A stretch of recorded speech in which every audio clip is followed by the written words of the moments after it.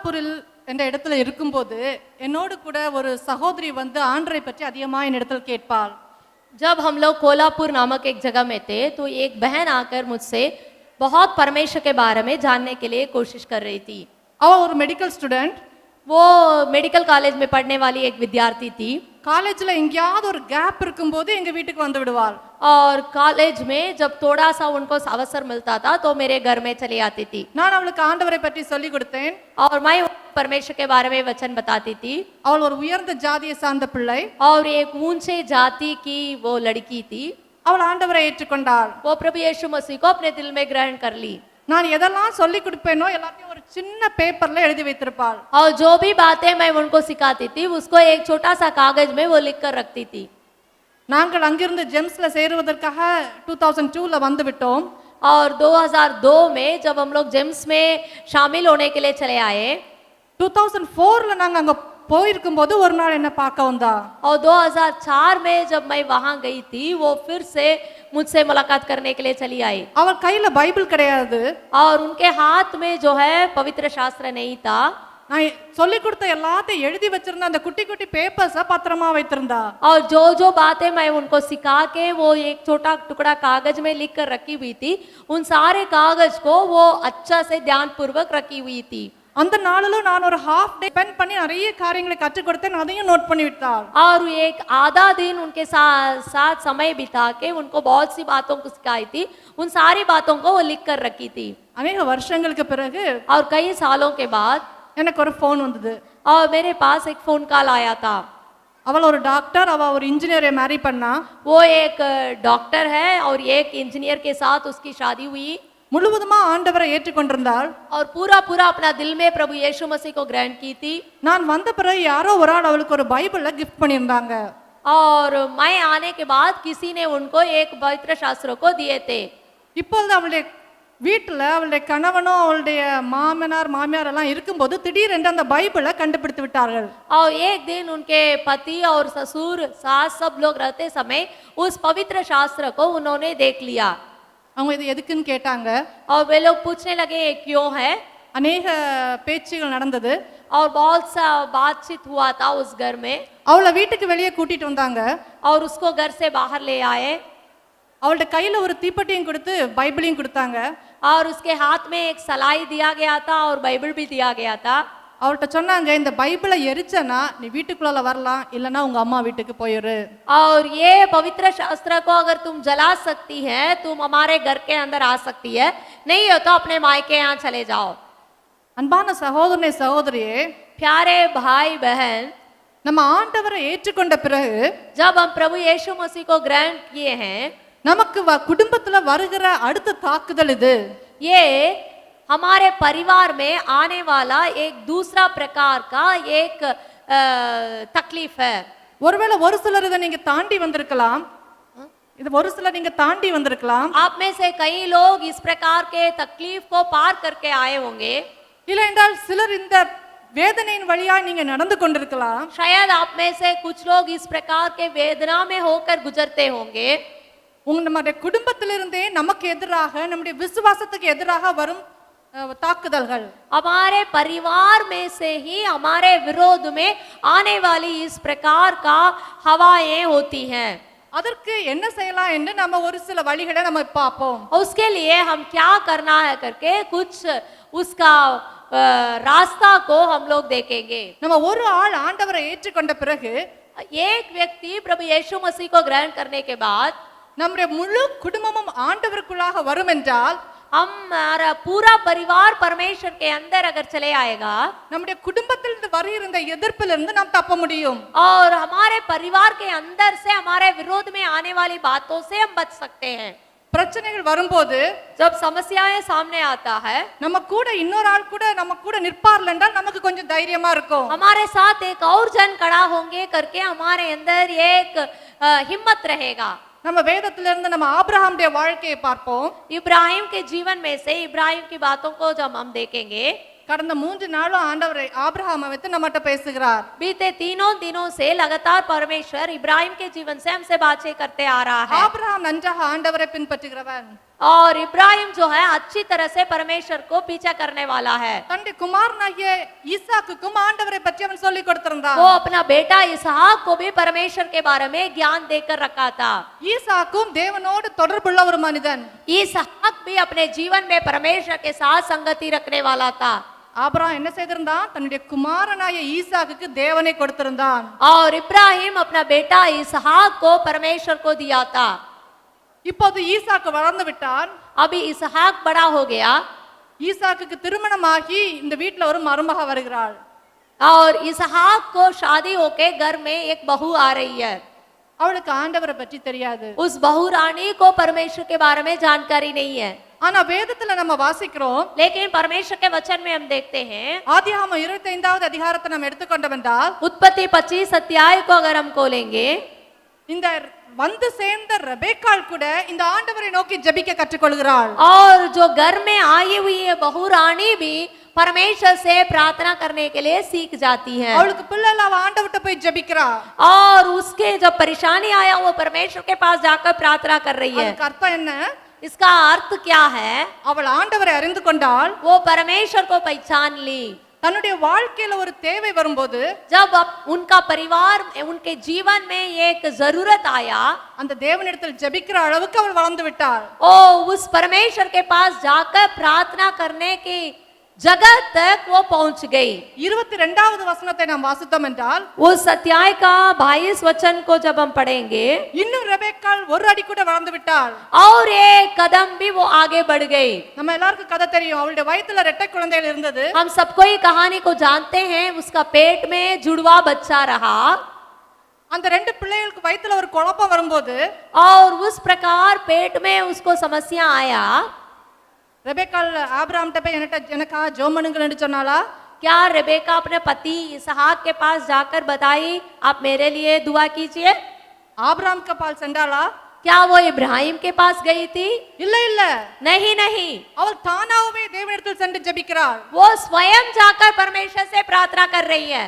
ஆண்டவர்ட்ட சென்று ஒரு காரியத்தை விசாரிக்கிற அளவுக்கு அவள் வளர்ந்து விட்டாள். और परमेश्वर से अपनी बातों की पूछताछ करने की जगह तक और बढ़ गई। அப்ப ஆண்டவர் பதில் கொடுக்கிறார். और परमेश्वर भी उनके लिए जवाब देता है। உன் வயித்துல ரெண்டு பிள்ளைங்க, ரெண்டு மாதிரி மக்கள் வருவாங்க. और तुम्हारे पेट में से 2 प्रकार के जातियां निकलेगी। அதுல இருந்து நமக்கு என்ன தெரியுது? उससे हम क्या जानते हैं? அவள் தேவனுடைய சத்தத்தை கேட்கவும் பழகிவிட்டாள். वो परमेश्वर के वाणी को सुनने के लिए भी वो अभ्यास हो गई थी। நல்லா கவனிங்க. अच्छा से ध्यान दीजिए। ஆபிரகாம் தேவனை அறிந்தவன். इब्राहिम परमेश्वर को पहचानता था। அவன் தன் குமாரனாக்கு ஈசாக்குக்கு தேவனை கொடுத்தான். वो अपना बेटा इसहाक को परमेश्वर के बारे में जानकारी दिया। இப்போது தன் வீட்டுல புதிதாக வந்து சேர்ந்திருக்கிற மருமகளுக்கும் தேவனை கொடுத்து விட்டார்கள் இரண்டு பேருமா. और ये दोनों मिलके उनके घर में आई हुई वो बहू को भी प्रभु के बारे में जानकारी दे दिए। இப்ப முழு குடும்பமும் ஆண்டவருக்குள்ளாக இருக்கிறது. अभी पूरे परिवार प्रभु में पाया जा रहा है। இப்போ அந்த குடும்பத்துல பிரச்சனை வருமா? क्या इस परिवार में अभी समस्या आने का संभावना है? ஏன் இந்த விசுவாசத்துல இருக்கிறா என்று யாராவது கேட்பார்களா? क्या उनसे कोई पूछेंगे तुम क्यों इस विश्वास में पाई जाती हो? வெளியில உள்ளவங்க கேட்க முடியும். शायद बाहर के लोग पूछ सकते हैं।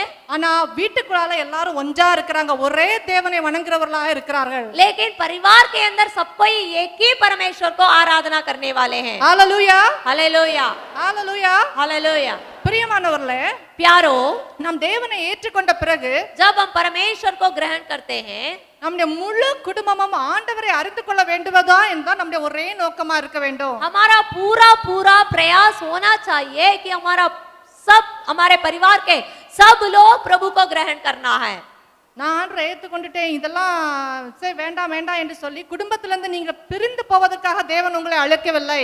आप परमेश्वर को ग्रहण करने के बाद मैं तो प्रभु को ग्रहण कर ली हूँ, मुझे ये सब जरूरत नहीं है बोल के सबको किनारे करके अलग होके जाने के लिए परमेश्वर आपको नहीं छुआ। அப்படி பண்ணுகிற அநேகரை நான் பார்த்திருக்கிறேன். ऐसा किए हुए बहुत से लोगों को मैं देखी हूँ। பிரியமானவர்களே, உங்களுடைய குடும்பத்தில் இருக்கிற அனைவரும் ஆண்டவரை அறிந்து கொள்ள வேண்டும் என்பதுதான் உங்களுடைய ஒரே எண்ணமா இருக்க வேண்டும். आपके विचार ऐसा होना चाहिए कि आपके परिवार के हर एक सदस्य परमेश्वर को पहचानना है। இதே ஈசாக்குனுடைய பிள்ளை யாக்கோபை எடுத்து பார்த்தோம் என்றால், यही इसहाक का बेटा याकूब को जीवन में अगर हम देखेंगे, ஈசாக்கு அவ்வளவு எஃபர்ட் எடுக்கல. याकूब जो इसहाक उतना प्रयास नहीं किया है. யாக்கோபு ஒரு ஆண்டவரை அறிந்த குடும்பத்தில் தான் வந்திருந்தான். याकूब जो है परमेश्वर का जानकारी रखा हुआ एक परिवार में ही पैदा हुआ था. நம்முடைய வார்த்தையில சொல்ல போனா ஒரு கிறிஸ்தவ குடும்பத்தில் இருந்தான். अगर हमारी भाषा में बोलना है तो एक मसीही परिवार में ही उनकी जन्म हुई. ஆனால் அவனுக்கும் தேவனுக்கும் ஒரு நேரான தொடர்பு இல்ல. लेकिन उनका और परमेश्वर का कोई रिश्ता नहीं बना था. நீங்க வீட்ல சென்று வேதத்தை வாசித்து பாருங்க. घर में जाकर आप अपना बाइबल को पढ़ के देखिएगा. யாக்கோபு எப்பவும் எப்படி ஜெபம் பண்ணுவான்? याकूब किस प्रकार प्रार्थना करता है? என் தகப்பனாகிய ஈசாக்கின் தேவனே, मेरा पिताजी इसहाक का परमेश्वर. அவனுக்கு என் தேவனே என்று கூப்பிடக்கூடிய அளவுக்கு கூட தைரியம் இல்ல. उनके अंदर ये हिम्मत नहीं रहा कि हे मेरे परमेश्वर करके वो पुकारे. எப்பொழுது ஈசாக்கின் தேவனே, हर समय इसहाक का परमेश्वर करके ही वो என் पुकार रहे थे. தகப்பனாகிய ஆபிரகாமின் தேவனே, मेरे पिता इब्राहिम का परमेश्वर, इसी प्रकार ही वो पुकार रहा था. அவனுடைய வாழ்க்கையில் அநேக அடிகளை பட்ட பிறகு, தேவனை சந்தித்த பிறகு, பலிபீடத்தை கட்டின பிறகு அவன் என் தேவனே என்று கூப்பிடுகிறான். और वो अपने जीवन में बहुत सी समस्याओं को पार करने के बाद, एक वेदी को बनाने के बाद वो पुकारने लगा, हे परमेश्वर, मेरे परमेश्वर करके. பிரியமானவர்களே, நம்முடைய வீட்டில் இருக்கிற ஒவ்வொரு பேரும் அவங்களுடைய மனதிலிருந்து என் தேவனே என்று நம்முடைய தேவனை கூப்பிடுற அளவுக்கு அவர்களை கொண்டு வருவது நம்முடைய கடமை. हमारे घर के हर एक सदस्य के लोग परमेश्वर को हे मेरे परमेश्वर करके पुकारने के उस जगह पर ले आना हमारा कर्तव्य है. என் பிள்ளை என் கூட கன்வென்ஷன் வந்திருக்கான்னு சந்தோஷப்படாதுங்க. मेरा बच्चा मेरे साथ इस सम्मेलन में आया है, इसी में आप संतुष्ट मत होइए. என் பிள்ளை தேவனை அறிந்திருக்கிறானா என்பதை நீங்க உணர்ந்து கொண்டு தேவனை துதிக்க வேண்டும். ये इस बात को आपको पहचानना जरूरी है कि आपका बेटा या बेटी परमेश्वर को पहचाना है या नहीं. அந்த அளவு வரது வர உங்களுடைய முழங்கால தேவனுக்கு முன்பதாக முடங்கி இருப்பது அவசியம் அவசியம். उस स्थान पर वे पहुंचने के लिए आपको आपके घुटना को परमेश्वर के उपस्थिति में टेकना बहुत जरूरी है. என் குடும்பத்துல ஒரு தாத்தா இருந்தாங்க.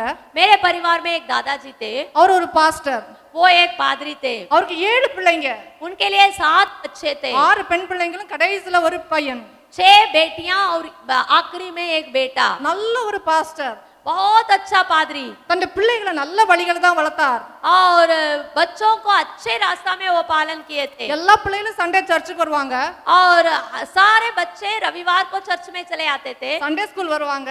और संडे क्लास अटेंड करते थे. நல்ல பாட்டு பாடுவாங்க. अच्छा से गीत गाते थे. ஆனா ஒரு பிள்ளைகளும் தனிப்பட்ட முறையில தேவனை அறியவில்லை. लेकिन कोई भी बच्चा व्यक्तिगत रूप में परमेश्वर को पहचाना नहीं. அந்த தாத்தாக்கு நல்ல வயசாயிடுச்சு. वो दादाजी को बहुत उम्र हो गया था. ஆனா இந்த பிள்ளைகள் எல்லாம் தங்களுடைய வழிகளிலும் உலக வழிகளிலும் சென்று கொண்டிருந்தாங்க.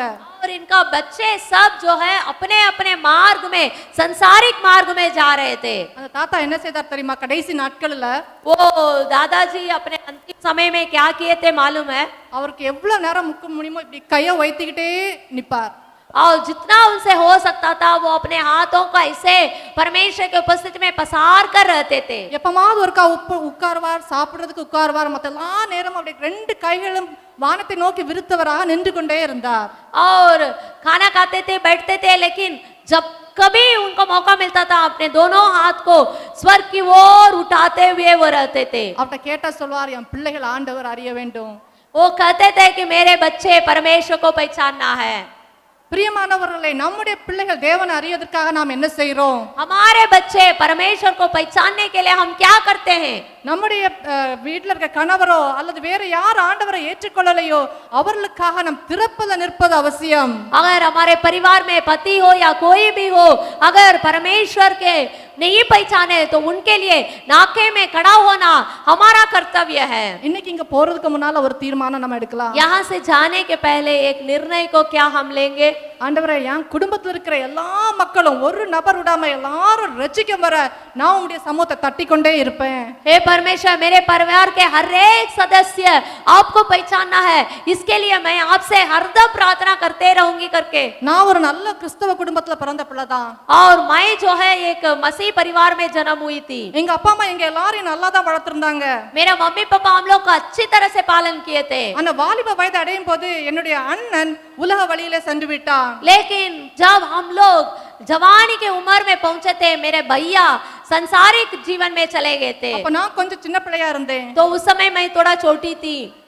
நான் பார்த்ததெல்லாம் ஒன்றே ஒன்றுதான். என்னுடைய அம்மாவும் என்னுடைய பாட்டியும் முழங்கால நிற்பதை தான் நான் பார்த்தேன். मैं हर समय मेरी माँ मेरी नानी को घुटना में खड़े होते हुए ही मैं देखी हूँ। எங்க பாட்டி எப்போது முழங்கால் நின்று அழுது கொண்டிருக்கதை நான் கண்டேன். मैं हर समय मेरी नानी जो है घुटना में होके रोते हुए मैं उनको देखी हूँ। அண்ணனுக்காக ஜெபித்து கொண்டே இருந்தார்கள். मेरे भैया के लिए वे लोग प्रार्थना करते रहे। இன்னைக்கு அவன் ஊழியக்காரனாக நம்ம ஜெம்ஸ்ல இருக்கிறான்.